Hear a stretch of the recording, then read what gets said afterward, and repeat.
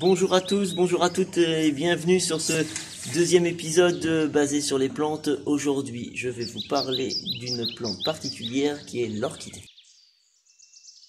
La Phalaenopsis, c'est l'orchidée la plus connue. L'orchidée est de la famille des orchidacées et on compte environ à peu près 30 000 espèces. Les orchidées sont des plantes dites épiphytes, ce qui veut dire qu'elles poussent par-dessus en grec.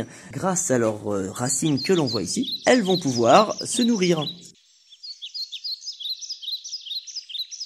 L'orchidée a besoin de lumière, beaucoup de lumière, mais pas de soleil direct. Le conseil en été, c'est 1 fois par semaine et en hiver, 1 fois par mois ou 2 fois par mois environ. On regardera bien la bassiner, ce qui veut dire qu'on prendra son pot et qu'on le laissera tremper dans une bassine, ce qu'on appelle le bassinage. Et surtout, veillez bien à ce que votre pot soit transparent, puisque le pot transparent est percé pour pas qu'il y ait de stagnation et donc une pourriture des racines. Et deuxièmement, on peut voir l'intérieur.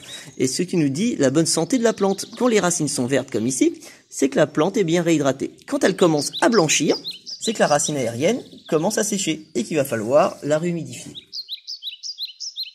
Quand on voit qu'elle commence à être tassée dans leur pot, il faudra bien veiller à la rempoter, toujours dans un pot transparent avec un mélange bien adapté à base de sphène, de copeaux, de liège, etc. C'est toujours le principe des 3 yeux. On voit un œil, un deuxième et un troisième. On coupe au 3e œil en laissant bien entendu un petit déport de 1 cm. La nouvelle hampe florale va repartir. Surtout, jardinez bien et restez chez vous.